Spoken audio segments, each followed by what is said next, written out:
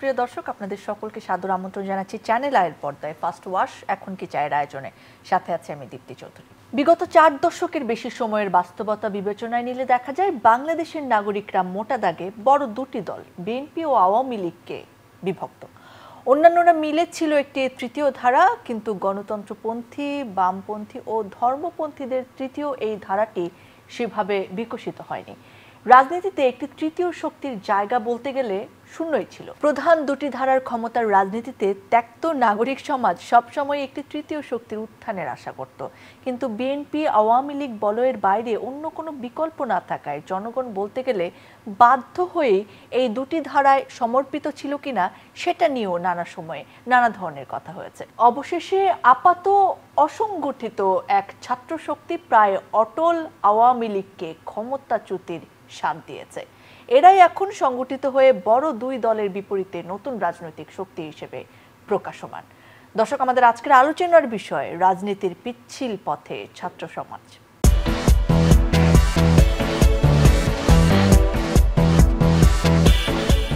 এ বিষয়ে কথা বলার জন্য আজকে আমাদের সঙ্গে দুজন অতিথি উপস্থিত রয়েছেন। আমাদের সঙ্গে রয়েছেন লেখক, গবেষক ও সহযোগী অধ্যাপক, theatre and performance studies, Dhaka বিশ্ববিদ্যালয়, জনাব ডক্টর শাহমান মৈশান। স্বাগতম। আমাদের সঙ্গে রয়েছেন জনাব ফরিদুল হক, যুগ্ম সদস্য সচিব, জাতীয় নাগরিক পার্টি এনসিপি। আপনাদের দুজনকেই স্বাগত জানাচ্ছি, অনেক ধন্যবাদ আমাদের সময় দেওয়ার জন্য। একটুখানি আমি কাকে দিয়ে শুরু করব? আমি কি স্যার আপনাকে দিয়ে শুরু করব, না যাদের নিয়ে কথা বলবো তাদেরকে দিয়ে শুরু করব?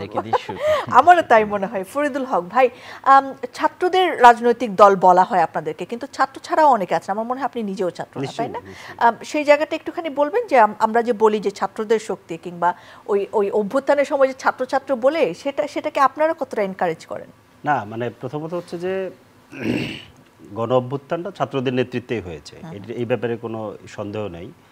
এবং বলা চলে যে প্রায় প্রতিষ্ঠিত অনেক রাজনৈতিকভাবে পরিচিত অভিজ্ঞ এইরকম মানুষদের নেতৃত্বের বাইরে গিয়ে একদম বলা চলে ওই অর্থে প্রায় অখ্যাত ছাত্রদের নেতৃত্বে একটা গণ অভ্যুত্থান হয়েছে। এবং ওই অভ্যুত্থানকারী নেতৃত্ব, তাদের নেতৃত্বে রাজনৈতিক দল হয়েছে, ওই বলাটা সঙ্গত। কিন্তু একটা জিনিস আমাদের মনে রাখা দরকার, সেটা হচ্ছে যে এই যে গণ অভ্যুত্থানের মধ্য দিয়ে, জুলাই গণ অভ্যুত্থানের মধ্য দিয়ে এখানকার বাংলাদেশের মানুষের একটা বড় অংশের মানুষের পলিটিক্যাল এজেন্সি তৈরি হয়েছে। একটা বড় অংশের মানুষের পলিটিক্যাল এজেন্সি তৈরি হয়েছে। আপাত দৃষ্টিতে সেটার নেতৃত্বে ছাত্র তরুণরা আছে। তো ওই অর্থে একদিক থেকে বলা ঠিক আছে, বাট শুধুই ছাত্ররা এটার নেতৃত্বে কিংবা শুধুই ছাত্রদের দল, ব্যাপারটা তা না। ছাত্রদের বাইরে যারা আন্দোলনকারী শক্তি, আন্দোলনের সাথে ছিল, আন্দোলনের নেতৃত্বে ছিল, বিভিন্ন পর্যায়ে সংগঠিত করেছে, তারাও এই পলিটিক্যাল পার্টির নেতৃত্বে আছে। এবং পাশাপাশি সমাজের প্রায় সকল অংশের মানুষই এটার মধ্যে যুক্ত আছে, কিংবা নেতৃত্ব আছে, আমি বলতে পারি। ওকে, আবার নিশ্চয়ই আপনার কাছে আসবো। এই প্রশ্নটার উত্তর নিয়ে আমি একটুখানি ডক্টর শাহমান মৈশান আপনার কাছে আসতে চাচ্ছি। আপনার পড়ানোর বিষয় শুনলে মানুষ হয়তো ভাববে যে এটার সঙ্গে আপনি কীভাবে রিলেটেড, কিন্তু আপনি পলিটিক্যাল কালচার নিয়ে কাজ করেছেন। এবং এই বিষয়ে যদি আপনি আপনার মতামত এবং অভিজ্ঞতা, আপনার অবজারভেশন তুলে ধরেন, গত 54 বছরে আওয়ামী লীগ এবং বিএনপির বাইরে নানা ধরনের জোটের উত্থান ঘটেছে, নানা সময় নানা ঐক্যও দেখা গিয়েছে, কিন্তু আলটিমেটলি তারা রাজনীতিতে তাদেরকে গুরুত্বপূর্ণ কেন করে তুলতে পারেনি বলে মনে করেন আপনি? এইটা আসলে খুবই ইন্টারেস্টিং কোয়েশ্চেন। যদি আমরা বাংলাদেশের রাজনীতির মর্ম তালাশ করতে যাই, আমার মনে হয় যে এই প্রশ্নটার ভেতর দিয়ে আমরা যেতে পারি একভাবে। সেটা হলো যে দুইটা বৃহৎ রাজনৈতিক শক্তির বাইরে আমরা বিভিন্ন সময়ে আমরা যদি স্পেসিফিক্যালি দেখি যে মুক্তিযুদ্ধের পরে স্বাধীনতা পরবর্তী বাংলাদেশ, সে 72 সাল থেকে 75 সালের একটা পর্যায়, 75 থেকে 90 সাল পর্যন্ত যদি আমরা একটা দেখি, এবং 90 থেকে 2007 এবং 2007 থেকে 2024, এই পর্বগুলো ভাগ করে আমরা দেখব যে দুই দলের বাইরে বেশ বিভিন্ন সময়ে বিভিন্ন রাজনৈতিক শক্তি এর উত্থানের সম্ভাবনা আমরা দেখেছি, কিন্তু সেগুলা কেন শেষ পর্যন্ত টিকে থাকতে পারলো না, এর কয়েকটা কারণ আমি যদি বলি। প্রথমত হচ্ছে যে আপনি দেখবেন বাংলাদেশে রাজনীতি কিন্তু কেবলমাত্র দৃশ্যমানভাবে বল প্রয়োগ করে মানে কোনো শক্তির টিকে থাকতে পারে না শেষ পর্যন্ত। এটা সর্বশেষ গণঅভ্যুত্থান প্রমাণ করে। এখানে এক ধরনের প্রতীকী পুঁজির প্রয়োজন হয়, যেটাকে মানে অনেক সোশ্যোলজিস্ট বা পলিটিক্যাল ফিলোসফাররা বলেন যে সিম্বলিক ক্যাপিটাল। সিম্বলিক ক্যাপিটালটা কেমন? আওয়ামী লীগ করেছে কি যে তারা স্বাধীনতা এনে দিয়েছে, মুক্তিযুদ্ধের উত্তরাধিকার এবং হচ্ছে যে বাঙালি জাতীয়তাবাদ কেন্দ্রিক যে পরিচয়ের রাজনীতির বয়ান, সেগুলার মধ্য দিয়ে জনমনে জায়গা করে নিয়েছে। তারা একটা সাংস্কৃতিক পুঁজি সঞ্চয় করেছে। তার ফলে এই পুঁজির প্রভাবের কারণে জনগণের মধ্যে একটা স্থায়িত্ব অর্জনের চেষ্টা করেছে। অন্যদিকে বিএনপি আওয়ামী লীগের বিপরীতে একটা নতুন জাতীয়তাবাদী আত্মপরিচয়ের রাজনীতি তৈরি করতে চেয়েছে। তার মধ্য দিয়েও সে একটা নিজের গল্প, নিজের আখ্যান, নিজেদের ইমেজ, ভাষণ, চিন্তাভাবনা তুলে ধরার চেষ্টা করেছে। ফলে এইভাবে প্রতীকী পুঁজির একচেটিয়া ভাণ্ডার তৈরি করার ভেতর দিয়ে দুইটা বৃহৎ রাজনৈতিক দল সমাজ এবং রাজনীতিকে প্রায় দুই ভাগে ভাগ করে ফেলেছে। ফলে আপনি দেখবেন যে বাংলাদেশের সমাজ এবং রাজনীতি দীর্ঘকাল ধরেই হচ্ছে দুইটা মেরুতে পোলারাইজড, যার ফলে হচ্ছে যে এখানে তৃতীয় শক্তি এসে জায়গা করে নিতে পারে নাই তাদের প্রতীকী পুঁজির দাপটে। কারণ তৃতীয় শক্তি অধিকাংশ ক্ষেত্রেই হয়েছে ব্যক্তি নির্ভর এবং তাদের ব্যাপকতর। কিন্তু সুযোগ কি ছিল স্যার? হ্যাঁ, অবশ্যই সুযোগ ছিল। কারণ হচ্ছে যে এই অভ্যুত্থান তো প্রমাণ করে যে মানুষের মধ্যে তৃতীয় রাজনৈতিক শক্তিকে সেলিব্রেট করার, এমব্রেস করার আকাঙ্ক্ষা আছে। কিন্তু জনগণের এই আকাঙ্ক্ষা বা জনগণ যে ক্ষুব্ধ, সেই ক্ষোভ একা যথেষ্ট নয়। সেইটাকে কার্যকর জনশক্তিতে পরিণত করার যে সামগ্রিক তৎপরতা, একটা রাজনৈতিক তৎপরতা, সেটা দরকার। আপনি অনেক সময় অনেক দল শেষ পর্যন্ত তাদের আদর্শ জলাঞ্জলি দিয়ে নির্বাচনের ভোটের হিসাবে টিকে থাকার জন্য জোটে গেছে। এই ভোটের জায়গায় আপনার কাছে আমি আবার আসবো। ফরিদুল হক, আপনার কাছে আসতে চাচ্ছি, ওই যে দুইটা পোলারাইজেশন, তার বাইরে গিয়ে আপনারা নিজেদের স্বাতন্ত্র আদর্শের জায়গায় কতটা শক্তিশালী বা বাংলাদেশের জন্য কতটা উপযোগী বলে মনে করছেন? আচ্ছা, আমি এই জায়গাটা অন্য একটা জায়গা থেকে আসি। মানে কেন আসলে দুই দলের পোলারাইজেশনটা বাংলাদেশে হয়েছে, এই জায়গাটা হচ্ছে যে আপনি খেয়াল করে থাকবেন যে আমরা একটা নতুন রাজনৈতিক বন্দোবস্তের কথা বলছি। মানে বাংলাদেশে অলরেডি একটা রাজনৈতিক বন্দোবস্ত ছিল কিংবা আছে আমি বলবো না, 5 তারিখের পরে এই বন্দোবস্ত আপাতত স্টপ হয়ে আছে। আমরা একটা ইন্টারিম টাইমে আছি, ইন্টারিম গভর্নমেন্টের মতো আমরা একটা ইন্টারিম টাইমে আছি। আমরা একটা নতুন বন্দোবস্তের দিকে যাচ্ছি। তো এই যে পুরনো যে বন্দোবস্তটা, এই বন্দোবস্তটাকে ফিট করে যারা, কিংবা বন্দোবস্তর বাই প্রোডাক্ট যারা, তারাই আওয়ামী লীগ বিএনপি। মানে তারা ওই বন্দোবস্তের মতো করেই আসলে ফিট করে, তারাই আওয়ামী লীগ বিএনপি। এই জন্য মানে নতুন শক্তি কিংবা যেটাকে তৃতীয় পক্ষ কিংবা তৃতীয় ধারা বলা হয় অনেক সময়, নতুন শক্তি উঠে আসার জন্য যেরকম রাজনৈতিক বন্দোবস্ত দরকার, সেই বন্দোবস্তটা বাংলাদেশের ছিল না। বাংলাদেশের যে 72 সালের যে বন্দোবস্ত, পরবর্তীতে এটা কয়েকবার যে কিছুটা করা হয়েছে, কিছুটা সময় উপযোগী করা হয়েছে, কিন্তু মূল বন্দোবস্তটা ঠিক ছিল এখানে সবসময়। দাগ খেলার মাঠ থেকে আসুক বা স্কুল থেকে, অফিস থেকে আসুক বা বাজার থেকে, কিন্তু দাগ ময়লার ভয় এখন আর নয়। তাই যে কোনো রকম দাগ ময়লাকে দাও ফার্স্ট ওয়াশের last warning. First Wash detergent powder, যার এনজাইম সমৃদ্ধ মাল্টি বুস্টার মুহূর্তেই যে কোনো রকম দাগকে দূর করে এবং এর কালার গার্ড কাপড়ের রঙকে রাখে নতুনের মতো ঝকঝকে। তাই আজ শুধু আমি নই, সবাই জানে সাদার আরেক নাম first Wash detergent powder. That's why কখনোই এখানে নতুন রাজনৈতিক শক্তি কিংবা তৃতীয় ধারা রাজনৈতিক শক্তি উত্থানের সম্ভাবনাই ছিল না। যেমন ধরেন, আমি আপনাকে একটা ছোট্ট উদাহরণ দিই। 2008 সালে মানে 2011-এর গভর্নমেন্ট যেটা করলো, যে 2007 সালে দল নিবন্ধনের একটা আইন করে দিল। দল নিবন্ধনের আইন করাতে এমন ধরনের শর্ত দেওয়া হলো যে নতুন কোনো রাজনৈতিক দল, ধরেন তার 20টা জেলায় কমিটি লাগবে, 200 উপজেলায় কমিটি লাগবে, এত লোকের সিগনেচার লাগবে, যেখানে আবার বলা হচ্ছে ভোট দিবেন আপনি গোপনে, কিন্তু দলকে সমর্থন করবেন আপনি প্রকাশ্যে। আবার ধরেন আপনি 50,000 মানুষের সিগনেচার জমা দিবেন, কোনো একজনের সিগনেচার কিংবা আইডি কেউ যদি যে দাবি করে যে আমি এটা দেইনি, তাহলে এটা বাতিল হয়ে যাবে। মানে এই যে পুরো প্রক্রিয়াটা, এই পুরো প্রক্রিয়ায় কখনোই কোনো নতুন দলের জন্য উঠে আসা কখনোই সম্ভব ছিল না। এটাই ওই পুরনো বন্দোবস্তের সংকটের জায়গাটা। যেমন ধরেন আমাদের এখানে যারা পাহাড়ি জনগোষ্ঠী, তারা তো কাজই করে 3টা জেলা নিয়ে। সে কিভাবে, কিন্তু তারও তো একটা পলিটিক্যাল পার্টি দরকার হতে পারে। সে কিভাবে 20টা জেলাতে কমিটি করবে? সে তো নিশ্চয়ই খুলনাতে এসে কিংবা ব্রাহ্মণবাড়িতে এসে কমিটি করতে পারবে না, তাকে নিবে না। কিন্তু তারও তো পলিটিক্যাল পার্টি করার অধিকার আছে, সেই অধিকারটা ওই পুরনো বন্দোবস্তের মধ্যে ছিল না। এই জন্য আমাদের লড়াইটা কিন্তু শুধু নতুন রাজনৈতিক দলের ব্যাপার না, একটা নতুন বন্দোবস্ত প্রতিষ্ঠার লড়াই। মানে এটা আপনি খেয়াল করে থাকবেন যে গণঅভ্যুত্থানের মধ্য থেকে উঠে আসা একটা প্রধানতম দাবি কিন্তু নতুন বন্দোবস্ত। তো সেই নতুন বন্দোবস্ত প্রতিষ্ঠার যে লড়াই, সেই লড়াইয়ে আমরা যে কাজ শুরু করেছি, আমরা এটা মানে খুব পরিষ্কারভাবে আপনারা দেখতে পাচ্ছেন যে আওয়ামী লীগের মতো এরকম শক্তিকে জনগণ লাল কার্ড দেখিয়ে দিয়েছে। এবং মানুষের কাছে আপনি যান, আমরা তো মানুষের কাছে যাচ্ছি, কথা বলতেছি, পুরনো যে রাজনৈতিক চর্চা, পুরনো যে রাজনৈতিক কালচার, মানে যেগুলোকে আপনি ধরেন টেম্পোস্ট্যাট কালচার বলতে পারেন, এইভাবে বলে অনেকে, ফেসবুকে বলে, যেহেতু এখন জামানা, জেনজির জামানা, এই ভাষায় কথা বললে ইজি হয় কারেক্ট করার জন্য।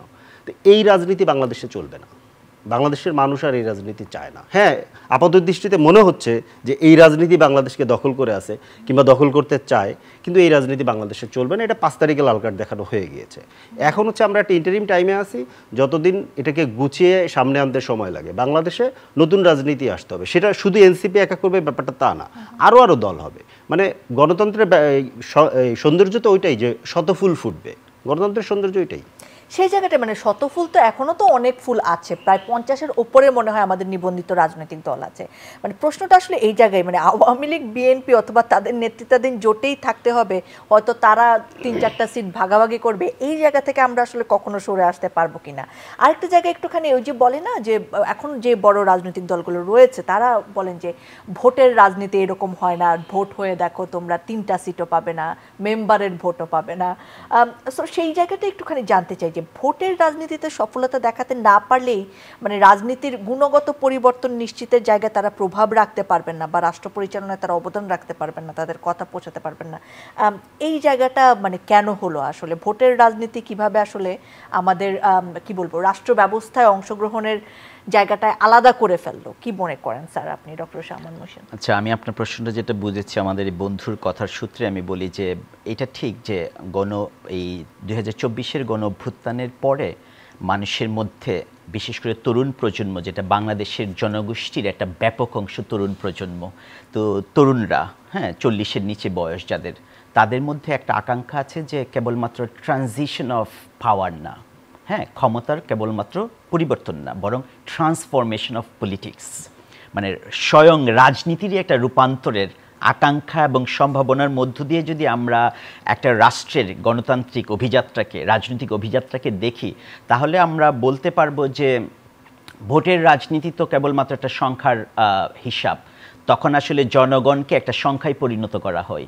কিন্তু আপনি যদি দেখেন যে ছোট ছোট রাজনৈতিক দল কিংবা বিকাশমান যে রাজনৈতিক দল বা বিভিন্ন শক্তি আছে, তারা কিন্তু বাংলাদেশের ইতিহাসে মানে যদিও সংসদে যেতে পারেনি, কিন্তু এইখানকার রাজনৈতিক ভাষা, কল্পনা শক্তি এবং হচ্ছে যে একটা নতুন স্বপ্ন নির্মাণের ক্ষেত্রে ভূমিকা রেখেছে। এমনকি সামাজিক আন্দোলন, রাজনৈতিক চেতনার নির্মাণ, এইসব কিন্তু আমরা দেখেছি। এমনকি নতুন নতুন রাজনৈতিক পরিভাষা এসছে এখানে, যেমন ধরেন সামাজিক ন্যায্যতা, হ্যাঁ বৈষম্যমুক্ত জীবন বা সমাজ, বা হচ্ছে যে ধরেন পরিবেশ আন্দোলনের ধারণা, উনি বলছিলেন যে আদিবাসীদের যে ন্যায়সঙ্গত অধিকার, আদিবাসীদের যে রাজনীতি, নারীর অধিকার, শিক্ষার্থীর অধিকার, এই প্রশ্নগুলো কিন্তু আসছে, কিংবা হচ্ছে যে অর্থনৈতিক ন্যায্যতা, হ্যাঁ জনগণের ক্ষমতায়ন, এই রকমের পরিভাষা, ধারণা, চিন্তা ব্যাপকতর বিকাশ ঘটেছে, যেটা যে কোনো সময় থেকে আলাদা বলবেন।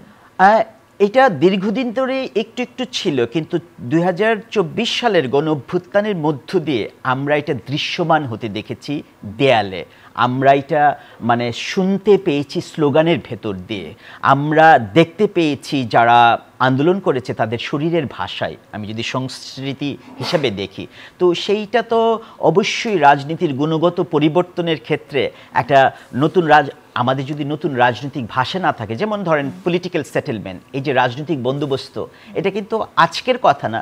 যেমন নুরুল কবিরের একটা বই আছে, নিউ এজ সম্পাদক, নৈর্বাচনিক স্বৈরতন্ত্র ও গণতন্ত্রের সংগ্রাম, ওখানে কিন্তু নানান ধরনের আলাপ আছে, এখন যেসব পরিভাষাগুলো বলা হয় সেগুলো আছে। তার মানে এই 80s থেকে শুরু করে এই মানে নতুন মিলেনিয়ামে পর্যন্ত অনেক পরিভাষাগুলো ছিল যেটা হয়তো বা ডিজিটাল স্পেসে কিংবা টকশোতে কিংবা একাডেমিয়াতে ক্ষীণভাবে ছিল বা সবলভাবে ছিল, কিন্তু ব্যাপক জনপরিসরে সেটা যায়নি।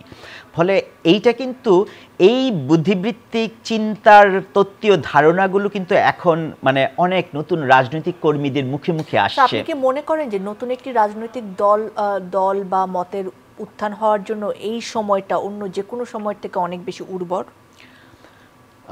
অবশ্যই সেটা উর্বর। কারণ হচ্ছে কি যে আমরা একটা বলা যেতে পারে একটা লিমিনাল টাইমে আছি, একটা সংক্রান্তির মধ্যে আছি। সংক্রান্তি হচ্ছে কি সেটাই, যেটা আপনি যদি একটা বৃত্ত কল্পনা করেন, বৃত্তের যে কোনো বিন্দুই হচ্ছে যে এটা বৃত্তটি শেষ হয়ে গেছে এবং বৃত্তটি শুরু হয়ে গেছে, ওরকম মনে হয়। ফলে আমরা দেখি যে অভ্যুত্থান যা হয়ে গেল সেটার ভেতর দিয়ে তো একটা মানে যে ধরনের প্রতীকী পুঁজির যে সিম্বলিক ক্যাপিটালের যে দাপট এবং ধরেন হচ্ছে যে একটা নিপীড়নমূলক রাজনৈতিক যে কাঠামো মানে চলছিল, সেইটার একটা খোলসটার উৎখাত হয়েছে।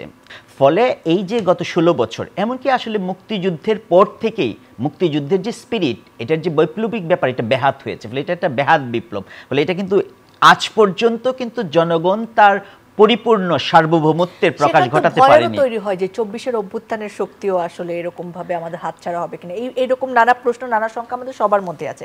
ফরিদুল হক ভাই, আপনার কাছে একটুখানি জানতে চাই, আপনারা যখন নতুন রাজনৈতিক দল করলেন, আপনাদের যারা সহকর্মী রাজনৈতিক, আমি বলবো কলিগ, অন্যান্য দলের যারা রয়েছেন, যাদেরকে ধরেন ওরকম ভাবে তারুণ্যের প্রতিনিধি হয়তো বলা হয় না, কিন্তু তাদের মধ্যেও তরুণ রয়েছেন, তারা অনেকে বলেন যে আপনাদের জামানত বেশি দিন টিকবে না, ছাত্ররা নাবালক নেতা, তারপরে ছাত্ররা কি, ওদের কোনো অভিজ্ঞতা নেই, তারা অবাস্তব কথাবার্তা বলে। সেই সব কিছুর বাইরে গিয়ে আপনাদের নাকি টিকে থাকাও কতটা, মানে কতদিন টিকে থাকতে পারবেন সেই সংখ্যাও তারা করে থাকেন। আপনারা কতটা কনফিডেন্ট যে আপনারা আসলে টিকে থাকতে পারবেন? এটা একটা খুব মজার মানে কি বলে ফেনোমেনন চলতেছে, এটা আমি ফেস করি। আমি একেবারে মানে কি বলে যে তৃণমূলে গ্রামে গঞ্জে গিয়ে এটা আমি ফেস করি। তো আমি এটা খুব ভেবে জিনিসটাকে বের করছি তা না, কিন্তু এটার উত্তর আমি আসলে বিভিন্ন জায়গাতে দিয়েছি। বিশেষ করে আমাদের তরুণরা যারা, মানে এরাও আসলে উল্টো ঘটনাটা আছে, মানে যেদিক থেকে অভিজ্ঞদের, তথাকথিত অভিজ্ঞতার পক্ষ থেকে যেটা বলা হয় যে এরা নাবালক, আবার আপাত দৃষ্টিতে যাদেরকে অনভিজ্ঞ মনে হচ্ছে, যাদেরকে নাবালক মনে হচ্ছে, এরাও এই মানে কখনো কখনো এই কনফিডেন্সের বাইরে মানে ডিসকনফিডেন্সে ভোগে যে আমরা কি আসলে এটা পারবো। তো যখন টাইপরাইটার চলতেছিল, আমরা যখন ছোট তখন টাইপরাইটার আমরা দেখতেছি, এবং টাইপরাইটারে যারা টাইপ করেন তারা বেশ অভিজ্ঞ মানুষ, খুবই অভিজ্ঞ মানুষ, টাইপিস্ট নামে আলাদা পেশা ছিল, খুবই অভিজ্ঞ মানুষ। কিন্তু হঠাৎ করে দেখলাম যে আস্তে আস্তে কম্পিউটার আসা শুরু হলো আমাদের স্কুল শেষের দিকে, ওই সময় আস্তে আস্তে কম্পিউটার আসা শুরু হলো। আমরা কলেজ ইয়েতে পার হওয়ার পরে দেখলাম যে কম্পিউটার মোটামুটি ওই যে সমস্ত জায়গাতে টাইপ হইতো, কোর্ট কিংবা সরকারি অফিস, এটার পাশে ছোট ছোট কম্পোজের দোকান তৈরি হলো। তো ওই যে অভিজ্ঞ যে টাইপিস্টরা, তারা কেউ এসে কম্পোজের দোকানের আর কম্পোজকার হইতে পারলেন না। হলো হচ্ছে গিয়া ধরেন school drop young, college drop young, এরা এসে আসে। কারণ কি, ওরা এই টেকনোলজিটাকে অ্যাডপ্ট করতে পেরেছে দ্রুত। তরুণরা দ্রুত টেকনোলজি অ্যাডপ্ট করতে পারে। তো পলিটিক্সও তো এক ধরনের, যদি আপনি ওই অর্থে দেখেন, এটা তো এক ধরনের টেকনোলজি।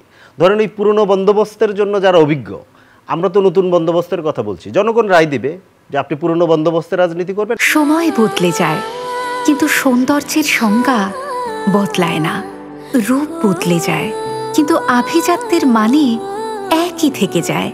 ঐতিহ্য যখন আপন করে নেয় আধুনিকতাকে, তখন সৌন্দর্য ঠিকই খুঁজে নেয় স্যান্ডেলিনাকে।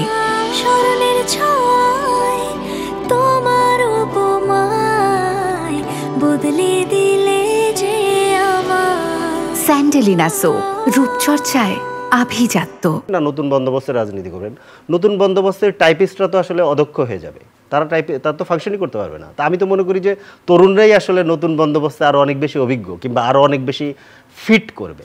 নির্বাচন খুব তাড়াতাড়ি হয়, অনেক দল বলে থাকেন, আপনাদের প্রতিপক্ষ দল, যে নির্বাচন ডিলে করার আপনাদের খুবই ইচ্ছা, কারণ নির্বাচন হলে তারা জিতে যাবেন এবং আপনারা আসলে একেবারেই ভোট পাবেন না, তাদের একটা আসনের ভোট আপনারা সারা দেশ মিলিয়ে পাবেন না। সেই জায়গায় আপনার কি মনে হয়, ধরেন ডিসেম্বর কিংবা জুনে যদি নির্বাচন দিয়ে দেওয়া হয়, আপনারা ধরেন খুব বেশি সিট পেলেন না নতুন দল হিসেবে, আপনারা কি আসলে ডমিনেটেড হবেন বলে মনে করেন? আমি আপনার সাথে এখানে ডিফার করি, যারা বলেন তাদের সাথে আমি ডিফার করি যে আমরা খুব বেশি সিট পাবো না। আমি তাদেরকে মনে করিয়ে দিতে চাই, ওনারা এটার সবচেয়ে বড় সুবিধা, মানে সবচেয়ে ভালো অভিজ্ঞতা ওনাদের আছে যারা এটা মনে করেন।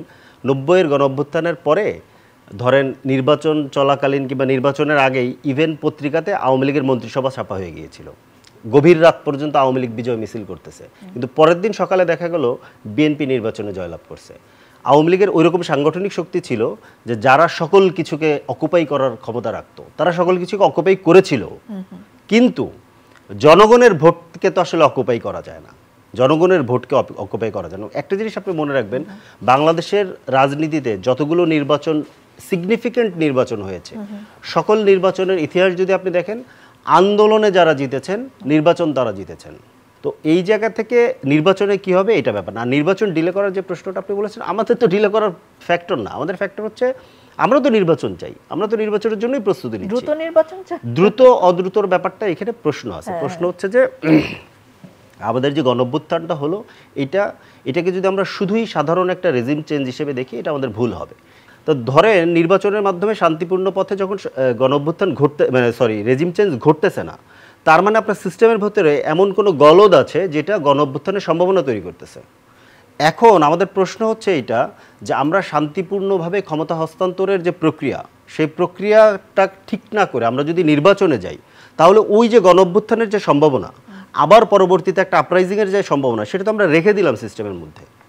এবং এটা তো তত্ত্বাবধায়ক সরকার না, এটা তো ইন্টারিম গভর্নমেন্ট, এটাকে আপনি বলতে পারেন গণঅভ্যুত্থানের সরকার। তার তো একটা কমিটমেন্ট আছে, তার প্রধান কমিটমেন্ট হচ্ছে বিচার করতে হবে। জুলাই গণহত্যা তো বটেই, আমি মানে কি বলে ঝুঁকি নিয়েই গণহত্যা বলছি, জেনোসাইড অর্থে গণহত্যা বলছি না, এটা রাজনৈতিক রেটরিক হিসেবে আমি গণহত্যা বলতেছি।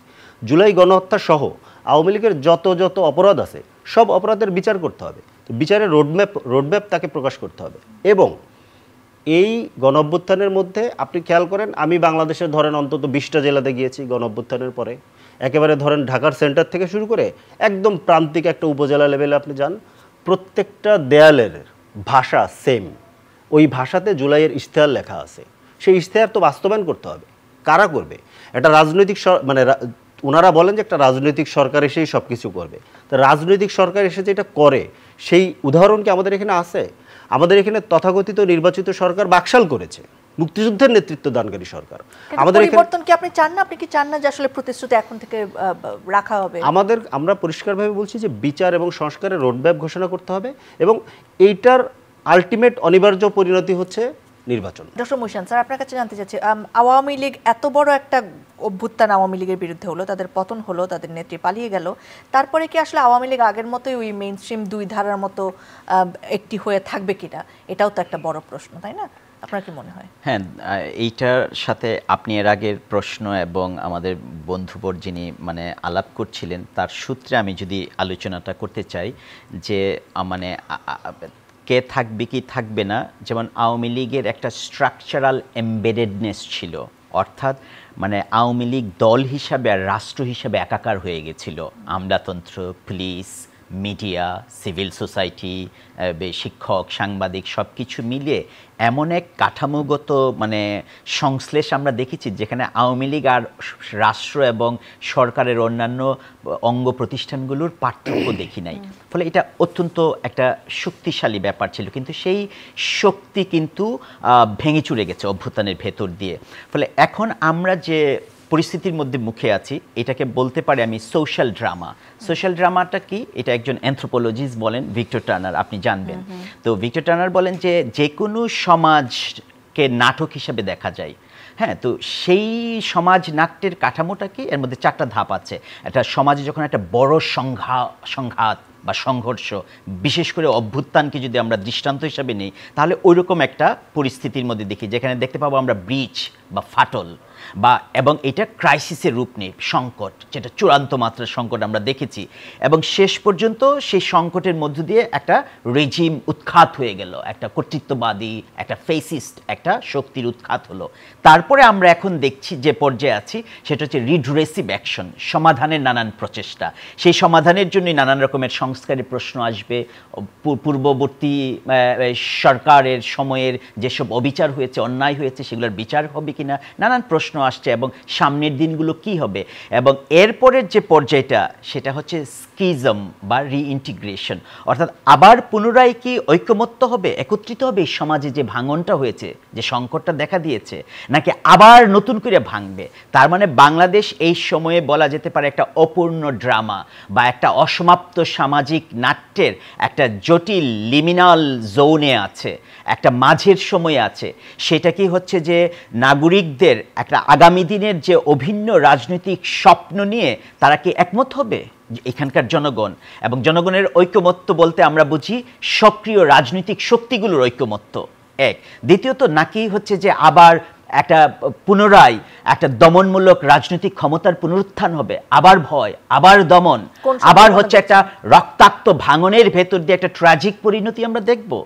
এইটা হচ্ছে যে ভিক্টর টার্নার একজন সোশিও পলিটিক্যাল অ্যানথ্রোপোলজিস্ট হিসাবে বলেন যে এরকম পরিস্থিতিতে দুইটাই ঘটতে পারে, ঐক্যমত্য হতে পারে, আবার হচ্ছে যে একটা ট্র্যাজিক ভাঙনের দিকে আমরা যেতে পারি। তো আমার মনে হয় যে এইখানে যে কোনো শুভবোধ সম্পন্ন মানুষ এখন যেহেতু অন্য পুরনো বন্দোবস্তের মধ্যে থাকা রাজনৈতিক দলগুলো নতুন করে সংস্কারের কথা বলছে না যে তা না, এবং নিশ্চিতভাবে আওয়ামী লীগ কোনো ক্ষমা চাইছে না, তারা তো সংস্কারের আওয়ামী লীগ তো এই মুহূর্তে অপ্রাসঙ্গিক হয়ে পড়েছে। এটাই আমি বলছি যে বাংলাদেশের ভবিষ্যৎ রাজনীতিতে আওয়ামী লীগ কি অপ্রাসঙ্গিক থাকবে নাকি আগের মতো ওই দুই মেইন ধারার একটা ধারা হয়ে? দেখেন, যদি আমরা ঐতিহাসিকভাবে দেখি, আপনি যদি একটা জনগোষ্ঠীর মধ্যে আওয়ামী লীগ ফেসিজম কায়েম করেছে, কর্তৃত্ববাদ করেছে, হত্যাকাণ্ড চালিয়েছে, অনেক কিছু করেছে, এইটা নিঃসন্দেহে বাংলাদেশের ইতিহাসের সবচেয়ে ডার্ক একটা অংশ হয়ে থাকবে। কিন্তু আপনি দেখেন যে বাংলাদেশে পূর্ববর্তী আরও অনেকে ৭১-এর মুক্তিযুদ্ধের সময় যে অপরাধ করেছে কিংবা অন্যান্য সময় যেসব অপরাধ করেছে, দুর্বৃত্তপনা করেছে, অর্থনৈতিক লুণ্ঠন করেছে, তারাও কিন্তু নানানভাবে এই রাজনীতিতে আছে। এখন যদি আপনি জনগোষ্ঠীর মধ্যে যদি হচ্ছে যে সমর্থন থাকে এবং তার যে যদি হচ্ছে যে জনগণের বোঝাপড়ার মধ্য থেকে, জনগণের স্মৃতির মধ্য থেকে সে যদি মুছে না যায়, তাহলে সে কিন্তু ফিরে আসবে। এবং সেই সূত্রে মানে এটা যেমন অনেক দলই ফিরে আসছে, একটা ভোট সংখ্যা তো থাকবেই। তাদের এখন হচ্ছে যে আমার প্রশ্নটা হচ্ছে কি, এখানে আওয়ামী লীগের ফিরে আসা না আসাটা আমার কাছে একটা মনে হবে যেন আমরা তাহলে একটা গোষ্ঠীকে নাম ধরে বাতিল করে দিচ্ছি। আমি যদি থিওরিটিক্যালি দেখি, আমাকে বলতে হবে যে আমরা কি একটা দমনমূলক ক্ষমতার পুনরুত্থান চাই?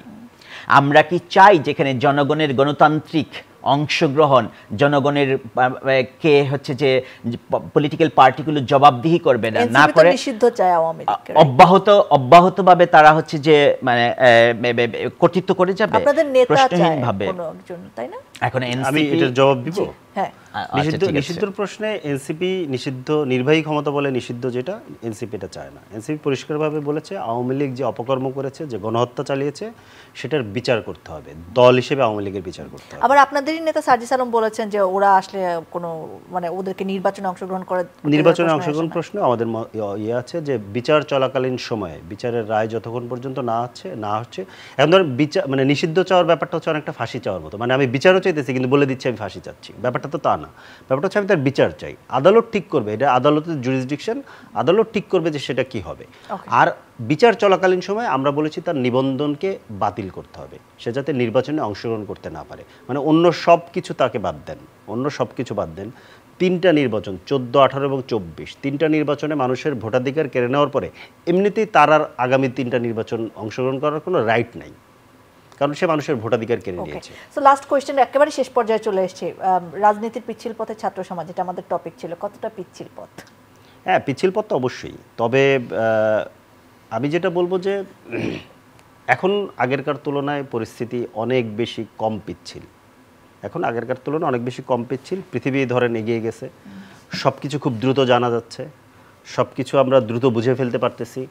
হ্যাঁ, মানে ধরেন আপনাদের মতো মানুষরা অনেক উত্তেজনার মধ্যেও মানুষকে উত্তেজিত হবেন না বলতে পারতেছেন। এই যে যে ধরেন চেঞ্জ পৃথিবীতে এসছে, এই চেঞ্জে এখন পরিস্থিতি এত পিচ্ছিল না। আমাদের আমি যেটা শুরুতে বলেছিলাম যে একটা নতুন রাজনৈতিক জনগোষ্ঠীর উত্থান হয়েছে এবং প্রধানত ছাত্র তরুণরা, এই জনগোষ্ঠীর যে রাজনৈতিক এজেন্সি, এই এজেন্সি বাংলাদেশের সমাজে প্রতিষ্ঠা পেতে হবে। এই এজেন্সির জায়গাটা হচ্ছে যে খুব সিম্পল, যে বাংলাদেশে যারা রাজনীতি করবেন আপনাকে বাংলাদেশের স্বার্থকে প্রাধান্য দিতে হবে। আপনি কোনো অমুকপন্থী তমুকপন্থী ওইটা আপনি হতে পারবেন না, এটা আর বাংলাদেশের ছাত্র তরুণরা মানবে না। এটা হচ্ছে একটা ব্যাপার। দ্বিতীয়ত হচ্ছে যে আমাদের যা যা নাগরিক অধিকার এবং যা যা নাগরিক প্রাপ্তি রাষ্ট্রের কাছ থেকে, রাষ্ট্রকে এটা নিশ্চিত করতে হবে। খুব সিম্পল, প্লেন অ্যান্ড সিম্পল।